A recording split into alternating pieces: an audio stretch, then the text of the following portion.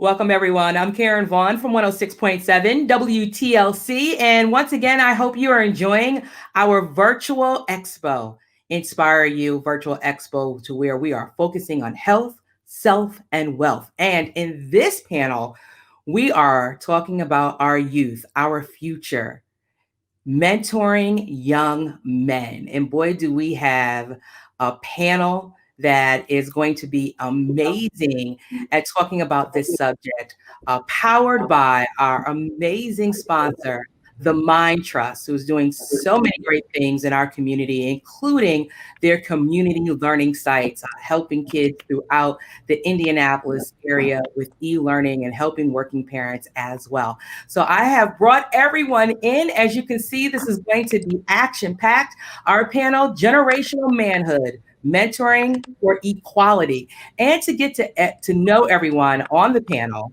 I'm going to ask each of you to do two things, all right? It's going to be a quick lightning round.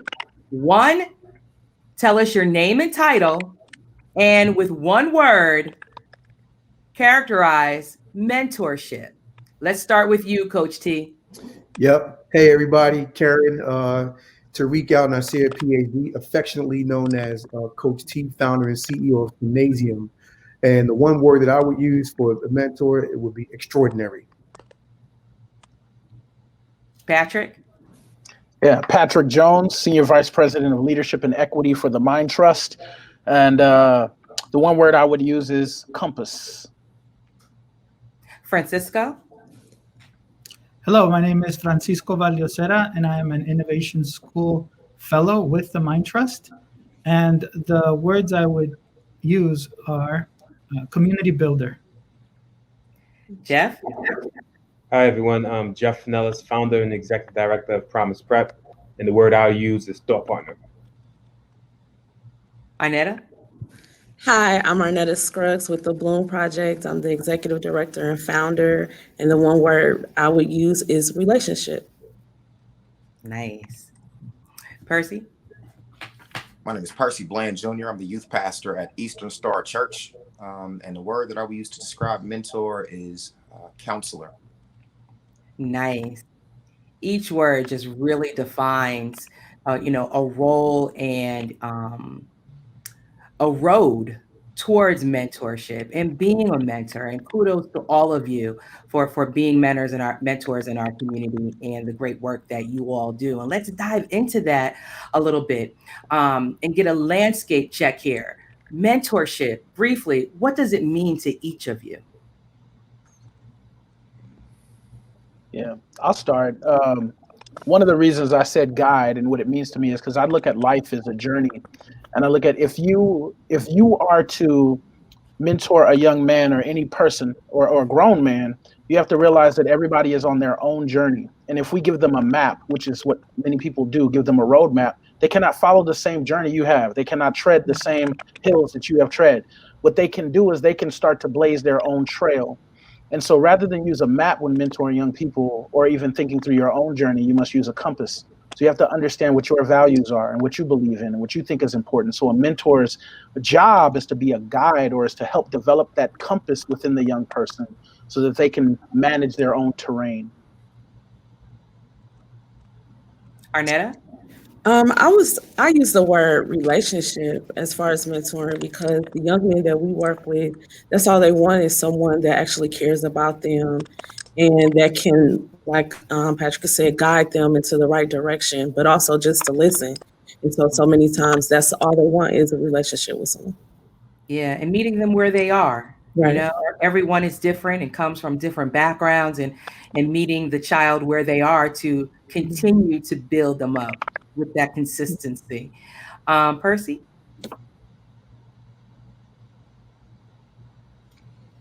Yeah, I like what both of those kind of laid out. Understanding the value of being able to invest in someone else and kind of. Yeah. All right, we'll get Percy back in here. Geoff, why don't you go ahead and take it from here? We're passing the baton to you. Yeah, no worries. I'll build on what both people said before.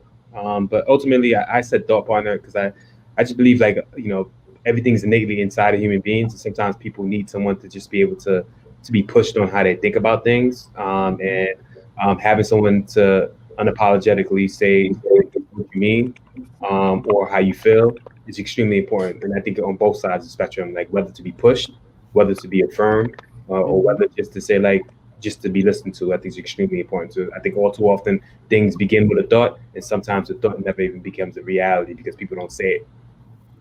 Right. Francisco?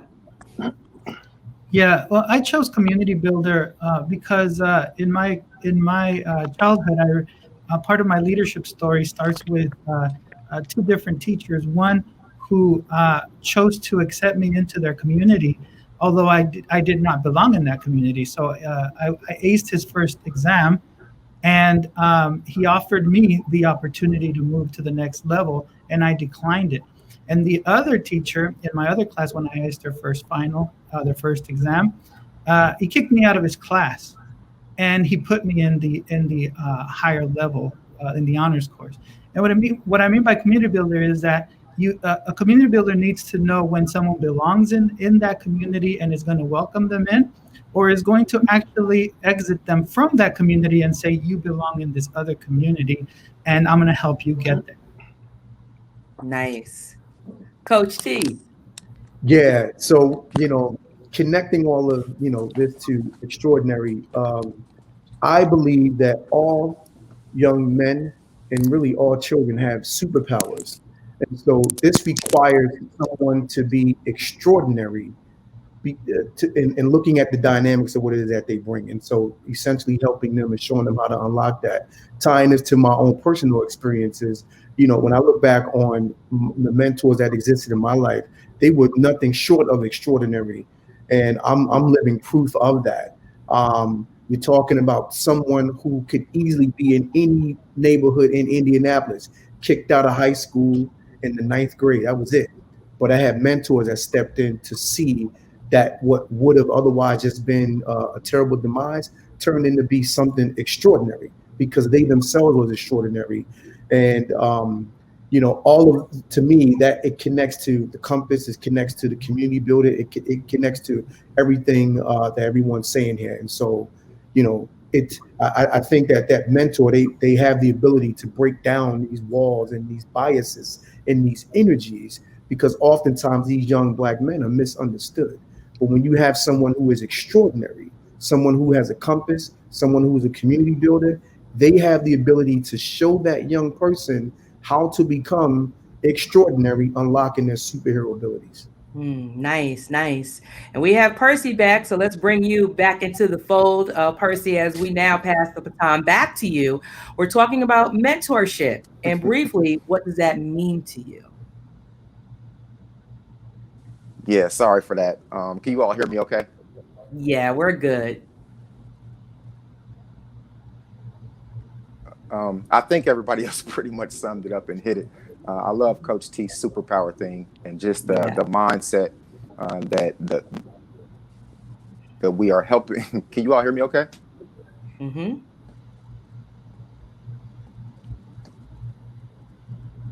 Having the mindset that we all are helping them to maximize their potential. So I'll keep it brief. What everybody said in terms of investing and kind of being that worldview guide for them, teaching them and training them how to think and helping navigate them down their professional path or to wherever they would like their life to take. Nice. Patrick, I want to bring it to you now. The Mind Trust is our host for this panel. Talk to me about your role with the Mind Trust and what do you do? Yeah. So my role is Senior Vice President of Leadership and Equity.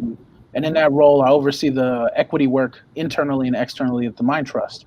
And so in looking at internally, I'm the chair of the DEI committee within the Mind Trust, which aims to look at some of the practices that we have internally and how those practices can be made more equitable for different facets of our organization. Also look at externally. So one of the things we have coming up is we have two equity cohorts, one for schools and one for not-for-profits that we have. And with those equity cohorts, we look to exit that cohort, of which we're a member as well, We look to exit that cohort at the end of 10 months with a 3-year strategic plan on how we plan to achieve equity within our institution. So it's very important for us that not only are we good partners internally for our staff and for the children that we serve in the city, but that we're good partners with everybody else that we work with and exploring this idea of equity, and not just in the idea sense, not in the touchy-feely sense, but in the outcome sense, in the student achievement sense, in the student advocacy sense, and in the student social capital gaining sense. That's our goal for children of this city, and to make sure that some of the children who have been historically disenfranchised from those opportunities have an opportunity to gain what they need and rightfully deserve. Yeah, making that impact is so vital. And especially, right now with all what's going on, to use this platform, with the Mind Trust to focus on mentorship. Why mentorship and the focus on male educators of color mentoring young men of color? Mm-hmm. Yeah. Is that back at me, Karen? It sure is. There we go. So I think the research around that is clear, though. So when we look at, specifically, if you talk about educators, the research around that is extremely clear. If a Black student has a Black teacher, at least one, they have a 13% likelihood of going to college. If they have two, that likelihood increases to 32%. And so if you look at that research alone, that's enough for us to start to invest in some of these strategies. The other thing we got to make aware of is for our kids to have everything that they deserve and need in life, we have to understand what those things are, right? And we know that every parent wants for their child to be independent, self-sustaining.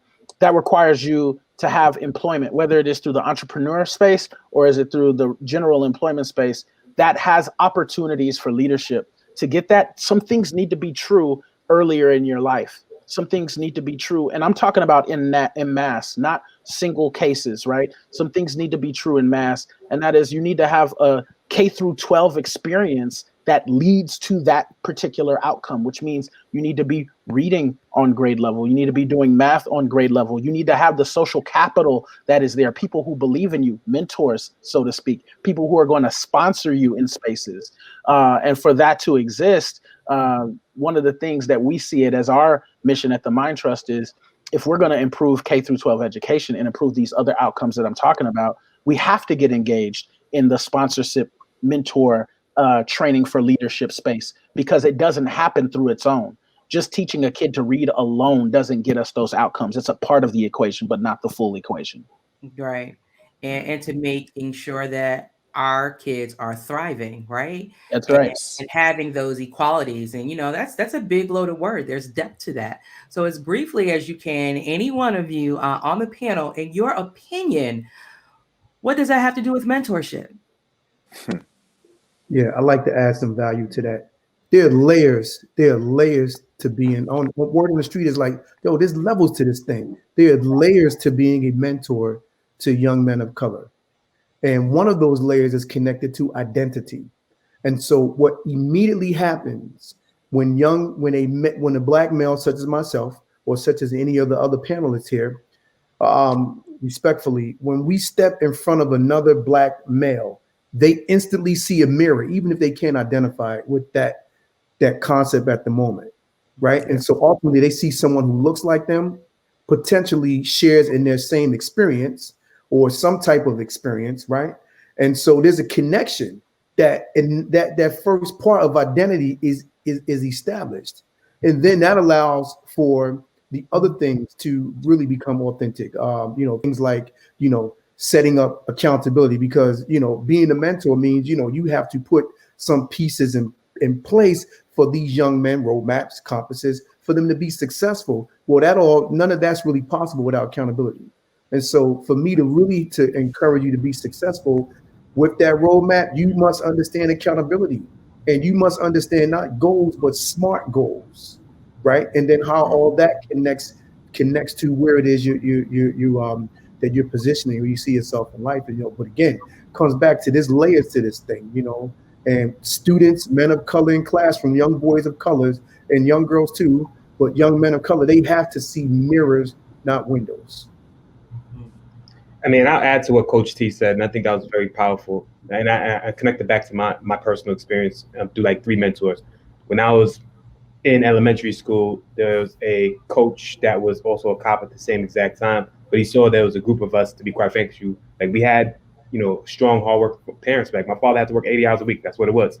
So what he did was he took that time to actually grab a group of young men together and actually start coaching us and placed us in place. Like he didn't initially say things verbally, but just his actions spoke to mentorship. Saw an issue, filled the void, and make sure he was there, modeling what it meant to be a strong, intelligent, thoughtful, kind Black male. And that was powerful for me. And guess what? I've coached basketball for 10 years. I've coached almost every single year since I was 9 years old because of that. Another thing I name on is I was a kid that in my early high school career, I struggled, not academically. It was just some things that I didn't really feel rules applied to me. And I went to several high schools in 1 year, and I had a very strong mentor that pulled me aside and said, I believe in you. And I think you just being in this city is problematic, and let's get you into a boarding school. And let's think about that. But he took this initiative to see me as a human being and look at my potential and see past that. And he coached me through that entire experience. So I think similar to what everyone said or what Coach T was saying is it's sometimes people just believing in the innate ability of young Black men and then following through modeling, and at the same time following through questioning and being present and listening goes a long way. And if I didn't have those examples, I think I could have got lost in many different ways, but I had people that was constantly there reconnecting with me and showing me how things can look like through their own reality and not forcing me to look like their reality, but forging me to create my own. Yeah, that's really powerful, Geoff. When you talked about being seen, because many of our kids don't feel seen. They just feel talked to, and words are things. And when you're able to pull someone aside, whether, that mentor, knowing it or not, pours into someone, they feel seen. And you feel like I'm somebody, and to feel that, hey, I am accountable for myself and to someone else. I'm a mother of a young boy, and we were out one day. I want to say it like the Arts Fest at Broad Ripple, and there was a police officer that pulled him over, not pulled him over, but pulled him aside, like, young man, what is your name? Well, what I want you to do is I want you to always be encouraged, be seen, and be engaged. And the way that he said that was just so powerful for me, as a mom, and my husband and I are standing there like, all right, Cameron, engage, be seen, be consistent. And he took a picture with him, was just so proud afterwards because he had taken that time, somebody that he didn't even know, to pour into him and to say something that meant something to him and showed him that he was seen. I just think that was so powerful as our kids continue to do their best and they want to make an impact, but you just want to be seen, you want to be heard. And when that happens, great things do happen. Did anyone else want to expound on that? I'd love to if I could. Sure. The conversation about being seen, that's a great testimony. Thank you for that. And just reflecting on also what Geoff said and what Patrick has said, I too had a mentor when I was young, and sometimes that being seen aspect is really important. When I was in the Upward Bound program in high school, the director of the Upward Bound program was Latino, and I felt he saw me. Whenever he spoke to the whole crowd, I felt he was giving me a personal message. I know he wasn't. I know he was talking to everybody, but it felt that way. I think that's the importance of representation. And anytime I received an award and he was in the audience, I felt pride. I felt like I wanted to make him proud. And the times that he would set me aside and give me advice, it was always powerful, and I felt it. And I feel that ripple of community that gets created in that sense. I feel that I've been that for some people. I know that when kids are valedictorians, it's on their own merit, not anything that we did. But while I was at George Washington Community School, during the time I was there, we had 5 Latino male valedictorians in a row. And that doesn't happen very often.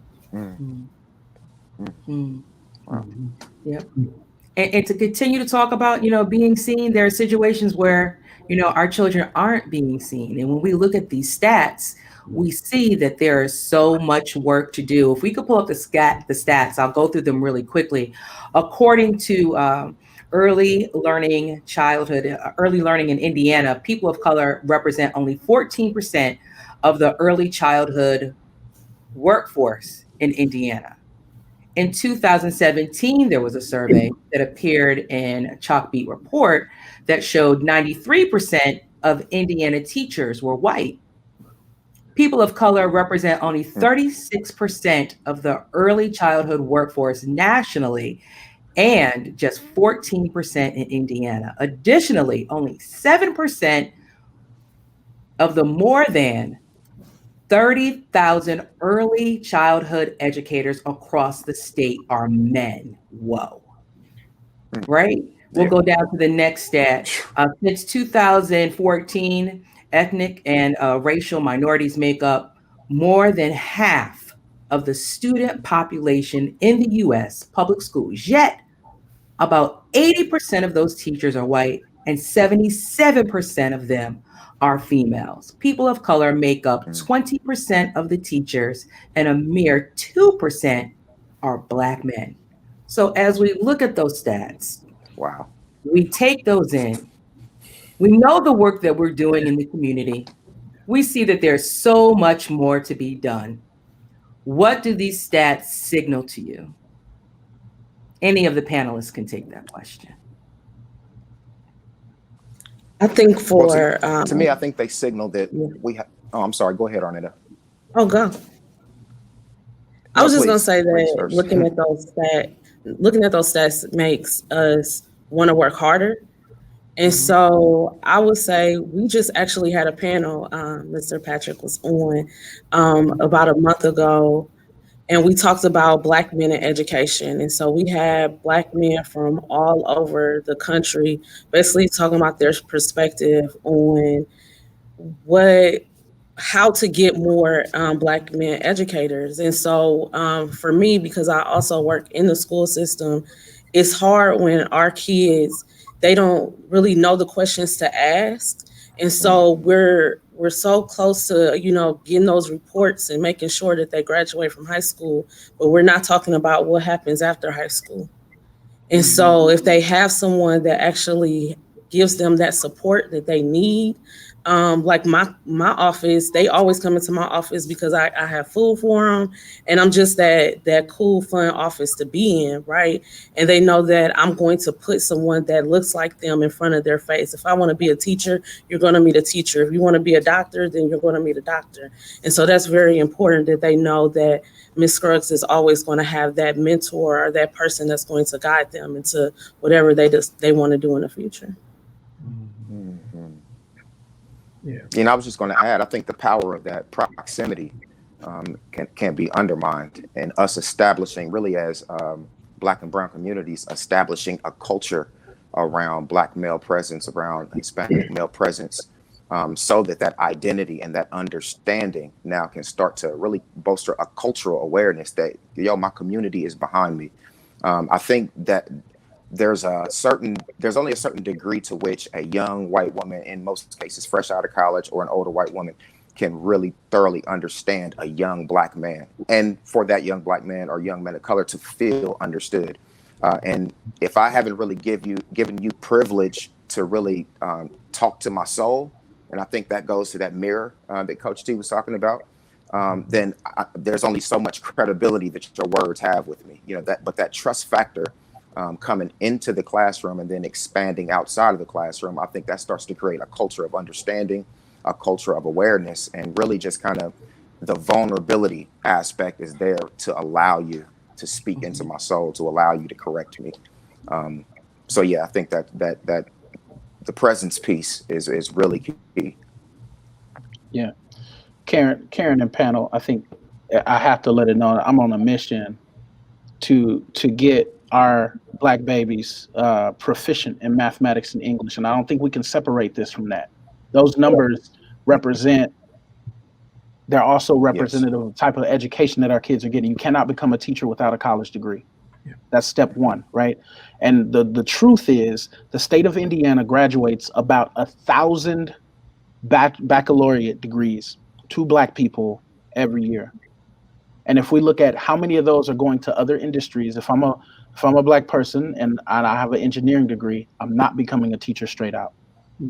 If I'm a teacher, if I'm a black person and I have a chemistry degree, I'm not going to become a teacher straight out. So then that's talent already lost. Then we have to look at the people leaving the state. That's more talent lost. Then how many people then are going to become teachers in that cohort of 1,000 that have just graduated? So then we have to understand that we need more black people to be going to first, then graduating from college in the state of Indiana if we're going to increase the teacher rates. If this is going to happen. For that to happen, education needs to improve. And if we look at the last iLearn scores, if there any kind of omen of what is to come, that we don't have more coming down the pipeline right now. And we have time to change that. We have to be realistic about that. We have many schools within our state that have nearly 0% pass rates on both math and English tests. And I know a lot of people don't like to talk about tests and they think the tests are racist. Here's a fact. If you are not proficient in mathematics and English, you will not graduate. If you don't graduate, you cannot become a teacher. If we're going to put these black folks and Latino folks in front of our own children, we have to start graduating college. We have to start passing whatever exam they give teachers these days to get in front of them. And that is just a God's honest truth. Yeah. Because I love me some black teachers. And I hate hearing stories in Indiana of people saying, I've never had a black teacher in my life until I had Mr. Jones, when I was a beneficiary in Compton, California, of almost every teacher I had was black. Wow. And I went to an HBCU, and I don't walk into rooms thinking that I can't be something or can't do something because Mr. Moses Robinson in 12th grade told me, don't you ever think like that. He also told me, if you ever come in my class late again, it's going to be 40 push-ups on site. That's what I'm saying. That's soul speak right there. Yes, sir. You were on time after that. Every single day. Yeah. You know, that's powerful too. You know, I'm sitting here and I'm like, you know, it's twofold. It's one, how do we tap in to the children, you know, and young boys in particular on their level to help them through their cycle of life, in addition to recruiting in our community for those to be teachers. And how do we get started with that? How do we tap into both? For anyone on the panel. I think one of the ways that you tap in, so I'm borrowing from my own story. I was that kid again. I said I got kicked out of high school in the 9th grade. But prior to that, I was in middle school and I had middle school teachers that put me in front of where I was supposed to be. Listen, I went to the Dalton School. And if you know where that is, that's on the upper east west side of Manhattan. You don't just walk into the Dalton School, but that's where I went.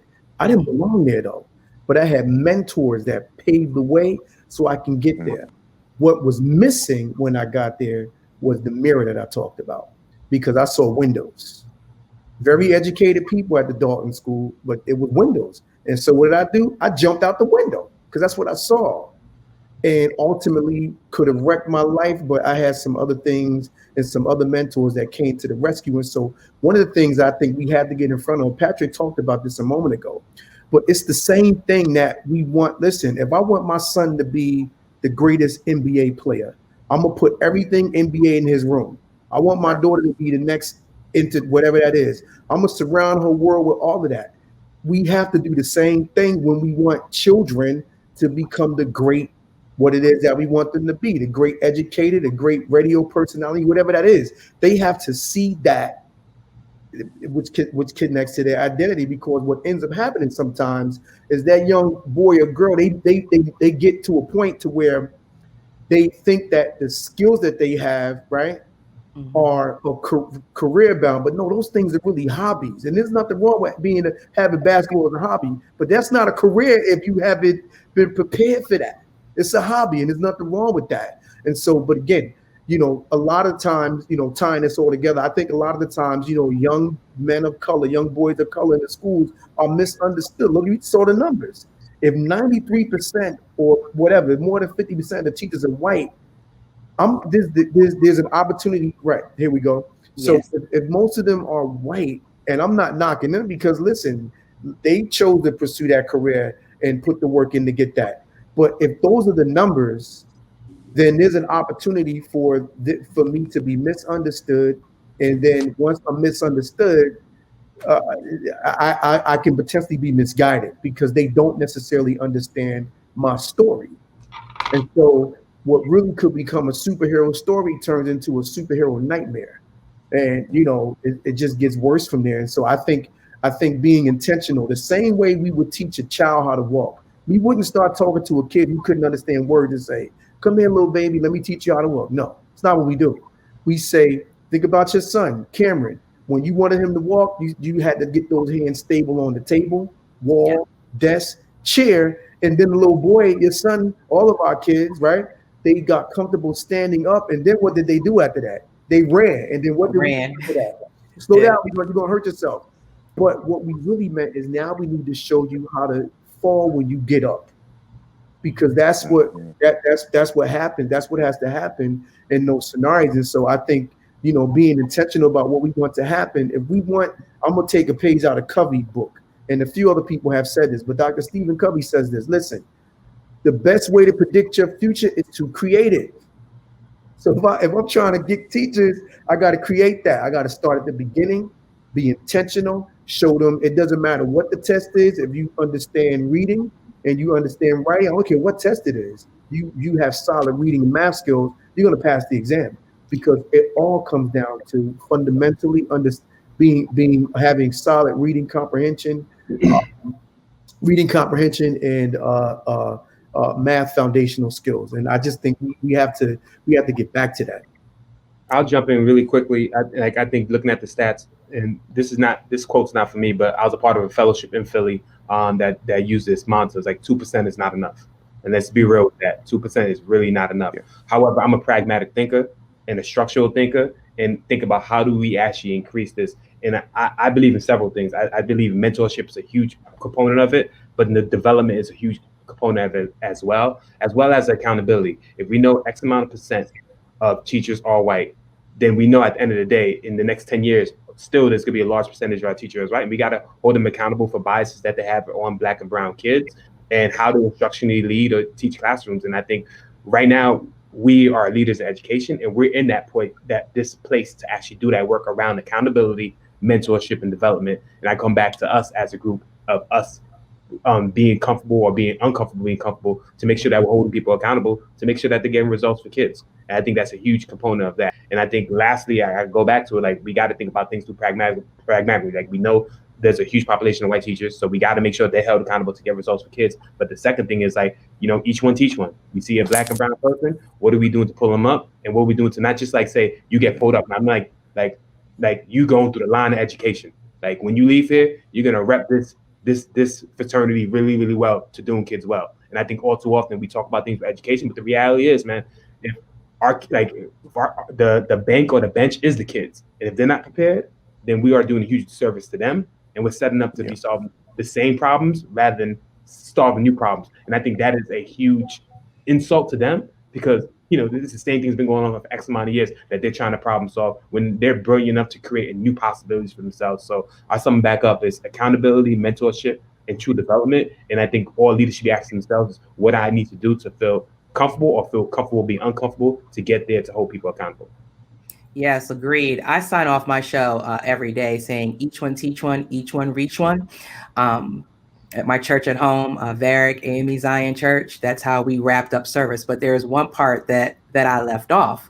And the last part was each one save one. Mm-hmm. And it really spoke to helping, assisting, and pulling each other up continuously. And I feel that we're in the state of doing that even more so now, to where there's another veil that has been taken off our community. Like there's so much more that we have to do, and really coming together and doing that, hence this panel right now. And when you add in what's going on with this new generation of men and what they're dealing with, especially now during this pandemic, the social injustice that's going on when you think of George Floyd and Trayvon, the age of social media, what's going on with the election. There's a lot of kids out here that are scared and not knowing what to do. And they are trying to put their best foot forward. But, when it comes to dealing with our mental health going on right now. So, they have different a different set of issues, needs, and ways of communicating.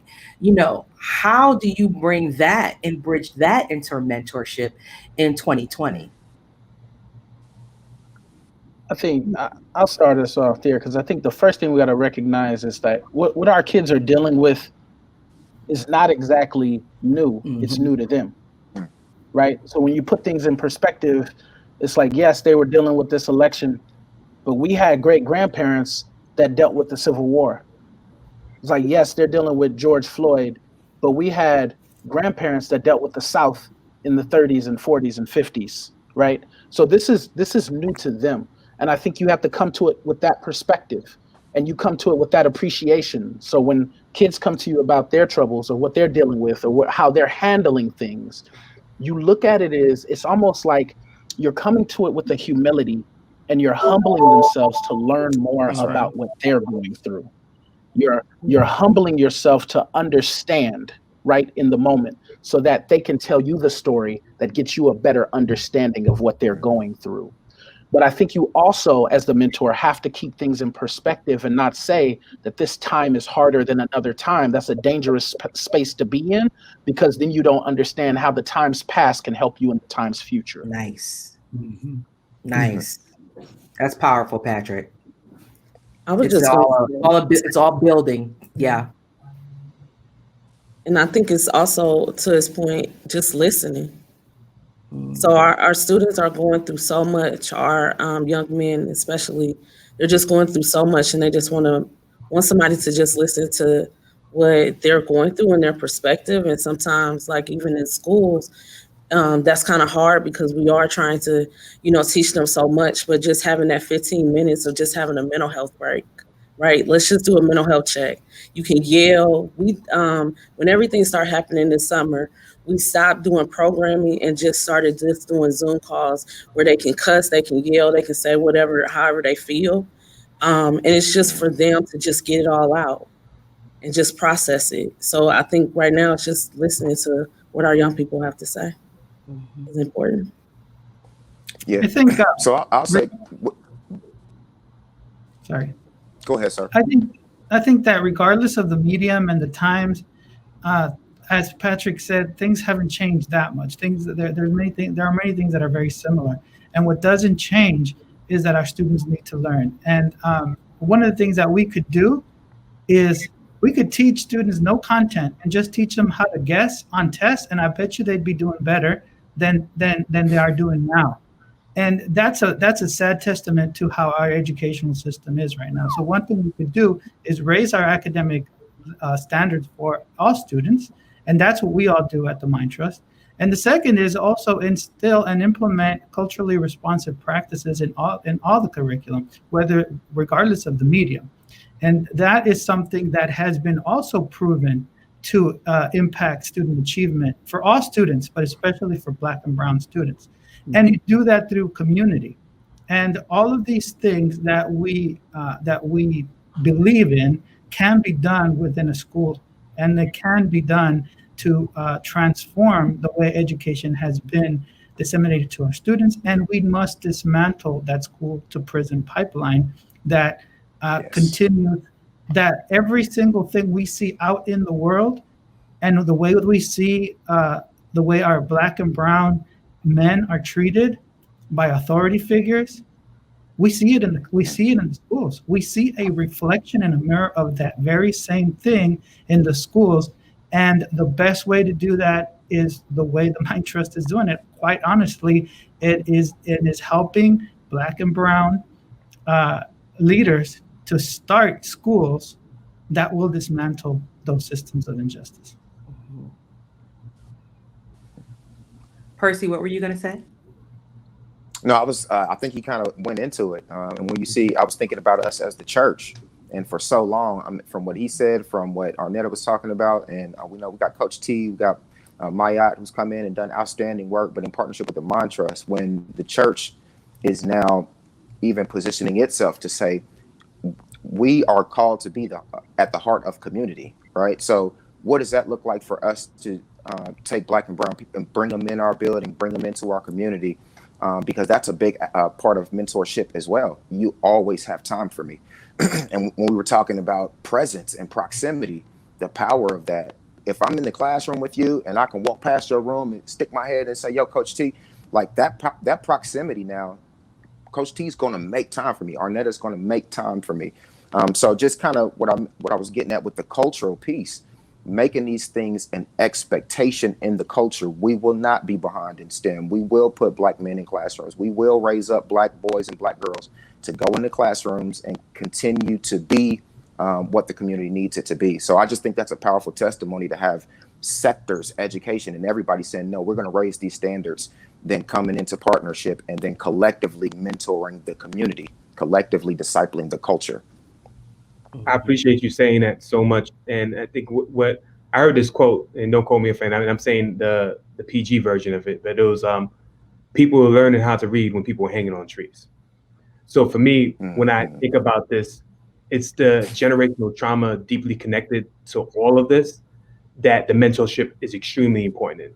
Because when we have these traumas, we have these things happening daily, yearly, centuries, like it has a huge impact. And I think as adults too, we do need to shift to begin to talk about the impact it has around us and for us. And we need to model that for kids as well, so they can be able to express it and put it out there, so they can have things on the table, so they can move to new possibilities for themselves as well. I think all too often what happens in cycles is sometimes the opposite happens. That you go through traumatic impact, it's fight or flight, and then you get into that mode. And I think we do have an obligation to begin to think about how we begin to talk about this a bit differently, and put it out on the table, so then our kids will have the transferable tools to do the same exact thing. I don't have a doubt that our kids can't problem solve it at all. I think sometimes it's us as adults that actually get in the way without us realizing it, because we think we're doing the safe and the best thing for them by not having this conversation about the impact that stuff have on us. And I think we begin to, and people are doing it, don't get me wrong, but we begin to do it, especially us men, we speak to and we speak about it.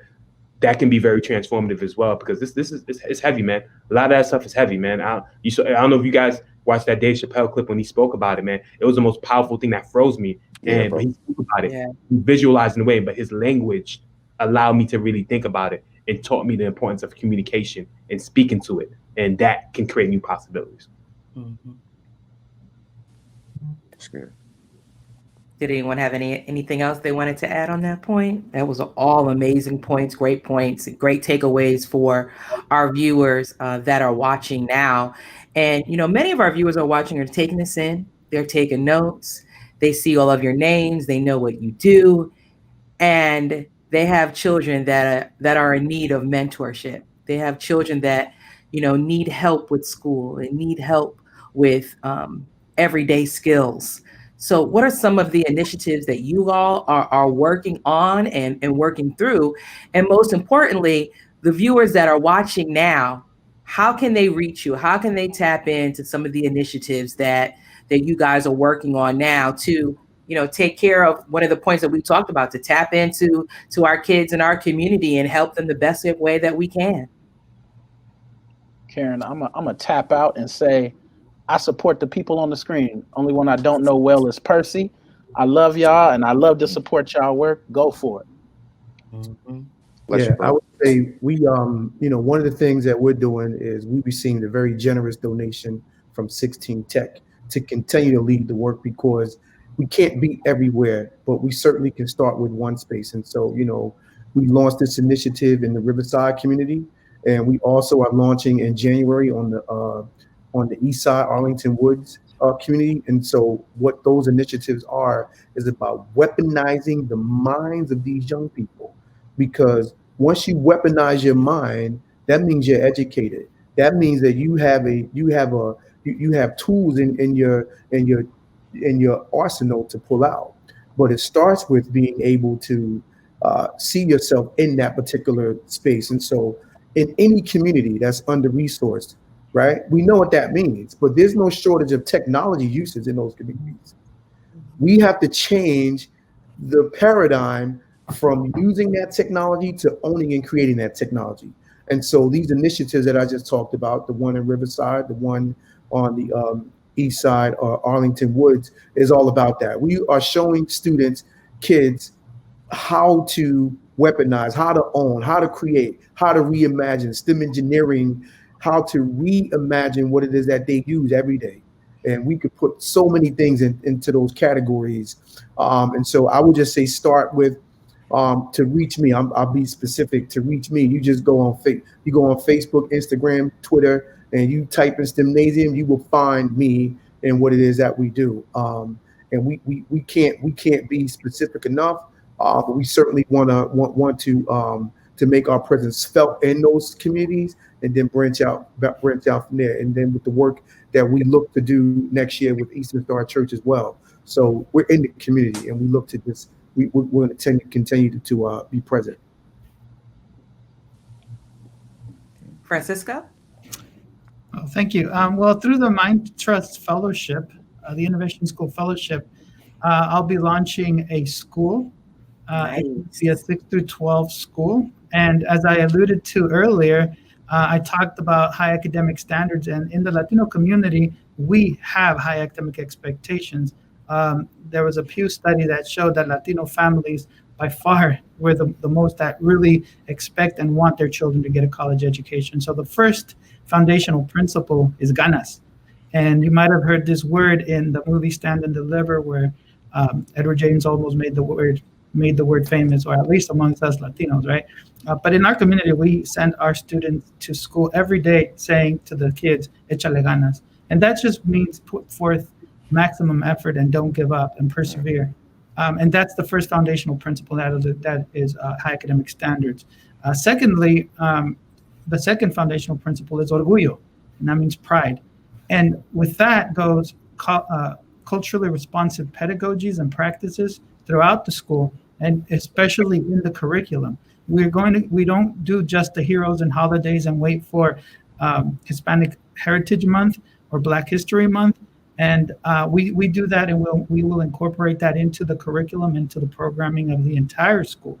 And it's not just Latino history, and it's not just Black history, because in the Latino community, if you don't know, Latino history is Black history.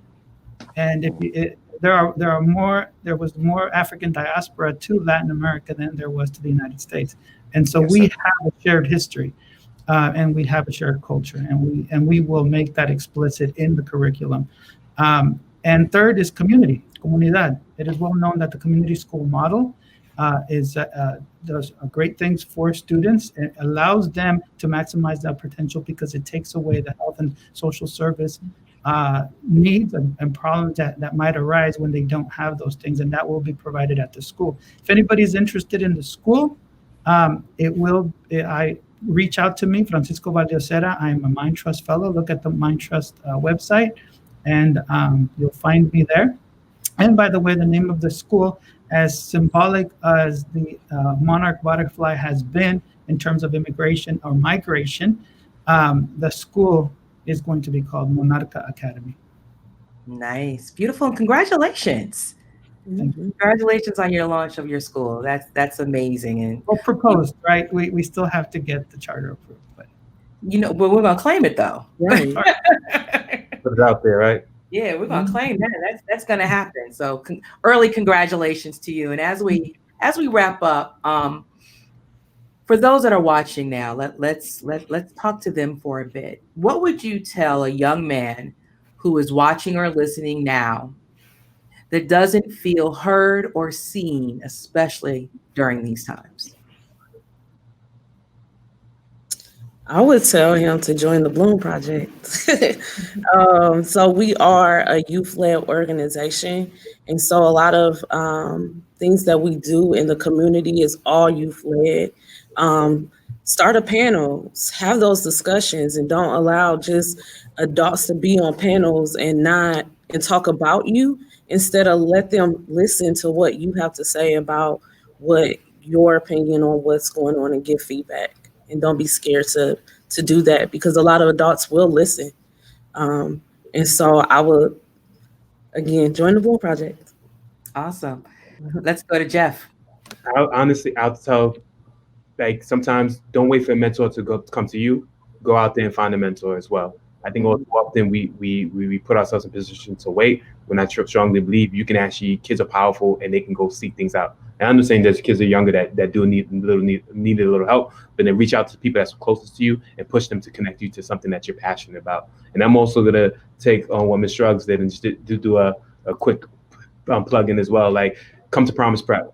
If you want to do that, whether you want to work in a place that do transformative work with kids, you can do that there. Or if you're a kid in grades K2, please come in. We want to create a space in which we are doing transformative work with particularly young men and women, but we want to do that work. But I think Promise Prep is a great place to do that. Nice. Percy? We're going to come back to you, Percy. I think that you're muted. Let's go to Francisco. What I would say to a young person, a young man that doesn't feel seen, what I would say to them is, you're not invisible, you're invincible. And we just got to recognize that. And in Spanish, I would say, no eres invencible, no eres invisible, eres invencible. Our community, the Latino community, and all of our community, we have persevered through the worst things, right?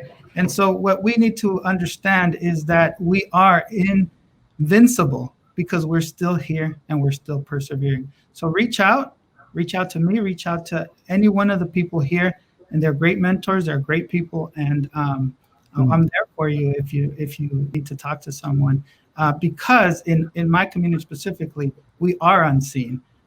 If anything has been happening to all of our communities right now, as you see with the over 500 kids who were separated from their families, I know that we have a lot of allies here. But overall, we do feel unseen, because if somebody could do that to kids, they could do it to anybody. Yeah. Thank you for that. Thank you for sharing. Percy, we're going to try to go back to you now. Okay. You're still on our end muted. We see you, but we don't hear you. Okay, awesome. Percy says I'm good. Coach T? What I would say to a young person that feels like they're not being heard or being seen right now, I would say these things.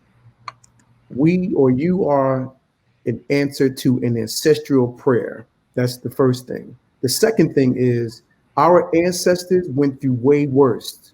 And so we cannot deny them what they struggled for. And to tie that into it, every superhero has an origin story, and every one of you is a superhero. And to maximize on that, that's what we're here for. That's what Promise Prep is here for. That's what the Bloom Project is here for. That's what Monarca Academy represents. That's what Eastern Star Church is about. The Mind Trust is about. And certainly that's what STEMNASIUM Science, Math, Engineering Middle School is about.